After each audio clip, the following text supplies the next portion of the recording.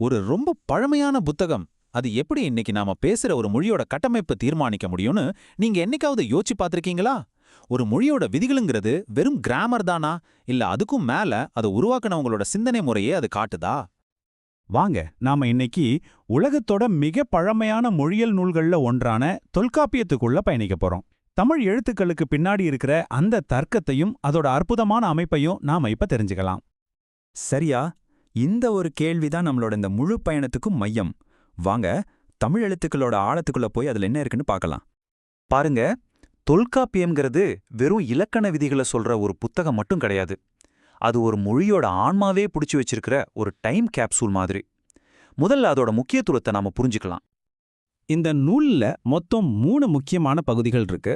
நாம இன்னைக்கு பார்க்க போறது அதோட முதல் பகுதியான எழுத்ததிகாரம். இதுதான் தமிழ் மொழியோட உயிர் நாடியான எழுத்துக்களை பத்தி பேசுது. எந்த ஒரு மொழிக்கும் அதோட எழுத்துக்கள் தானே அடிப்படை. தொல்காப்பியம் இந்த அடிப்படையை எப்படி அமைக்குதுன்னு பார்க்கலாம். ஆமா, வெறும் 30. இந்த 30 முதல் எழுத்துக்கள் தான் தமிழ் மொழியோட மொத்த அஸ்திவாரமே. இந்த எளிமையான எண்ணிக்கை தான் தமிழ் எழுத்தமைப்போட மிகப்பெரிய பலம்.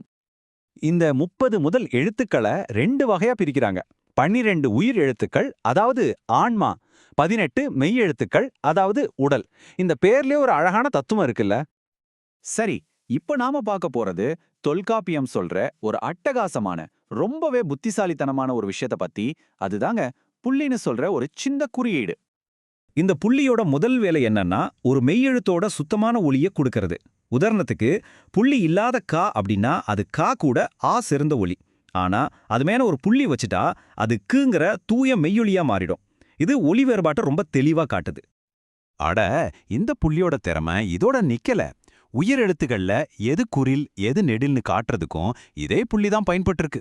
இந்த முறை காலப்போக்கில் மாறிடுச்சுனாலும் தமிழ் எழுத்து எவ்வளோ சுருக்கமா திறமையா இருந்துச்சுங்கிறதுக்கு இது ஒரு சூப்பரான உதாரணம்.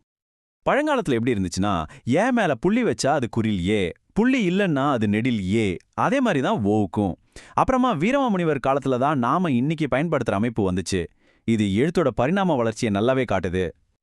ஓகே, தனித்தனி எழுத்துக்களை பார்த்தாச்சு. இப்போ அவ எப்படி ஒன்னு சேர்ந்து ரொம்ப நேர்த்தியா அசைகளை உருவாக்குதுன்னு பார்க்கலாம். இங்கதான் தமிழ் மொழியோட அந்த ஜீனியஸே வெளிப்படுது. மெய்யான உடல் மேல உயிர் வந்து சேரும்போது தான் உயிர்மெய் எழுத்துக்கள் பிறக்குது. பாருங்க, இந்த உயிர் உடல் தத்துவமே மொழிக்கு எவ்வளோ ஆழத்தை கொடுக்குதுன்னு. இப்படி மொத்தம் 216 உயிர்மெய் எழுத்துக்கள் உருவாகுது. இப்ப இந்த முருகன்கிற பேலையே எடுத்துக்கோங்களேன். இது ஆங்கிலத்துல எழுதுற மாதிரி தனித்தனி ஒலியா பிரிச்சா ம் உ ர் உ கு அன். அப்பப்பா, எவ்வளோ நீளமா இருக்கு. ஆனா நம்ம தமிழ் உயிர்மை அமைப்புல முருகன் என்ன எவ்வளோ அழகா சிம்பிளா முடிஞ்சிருது பாருங்க. நேரமும் மிச்சம், இடமும் மிச்சம். இதுதான் இந்த சிஸ்டத்தோட முக்கியமான பாயிண்டே. 216 உயிர்மெய் எழுத்துக்கள் இருந்தாலும் தொல்காப்பியம் அதையெல்லாம் தனி எழுத்துக்களா பார்க்கல. அதெல்லாம் முதல் எழுத்துக்களோட சேர்க்கை, அவ்வளவுதான். அதனால தமிழ் மொழியோட அடிப்படை வெறும் 30 எழுத்துக்கள் தான். இது மொழியை கத்துக்கிறத ரொம்ப எளிதாக்குது. தொல்காப்பியம் சும்மா எழுத்துக்களை பட்டியலிட்டு விட்டுடல, அது சவுண்ட ரொம்ப சயின்டிஃபிக்கா வகைப்படுத்துது. இது அந்த காலத்திலேயே அவங்களுக்கு இருந்த ஆழமான ஒலியல் அறிவை நமக்கு காட்டுது.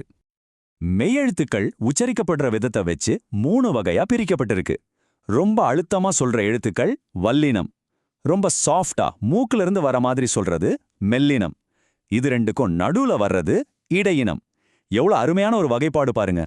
சரி, இவ்ளோ நேரம் நாம டெக்னிக்கலா பார்த்தோம். ஆனா இந்த கிராமர் ரூல்ஸ் எல்லாம் அதை உருவாக்குனவங்களோட உலக பார்வையை பத்தி என்ன சொல்லுது? அதை பத்தி கொஞ்சம் யோசிக்கலாம். அதாவது உயிர் மெய் உயிர்மெய்னு பேர் வச்சது, சத்தங்களை வகைப்படுத்தினது, இதெல்லாம் வெறும் கிராமர் ரூல்ஸ் கிடையாது.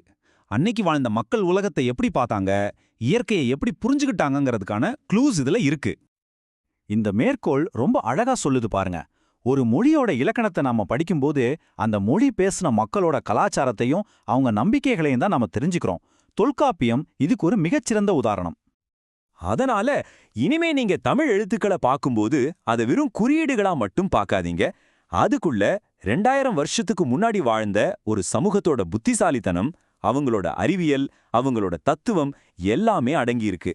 அந்த வரைபடத்துக்குள்ள ஒரு முழு உலகமே இருக்கு.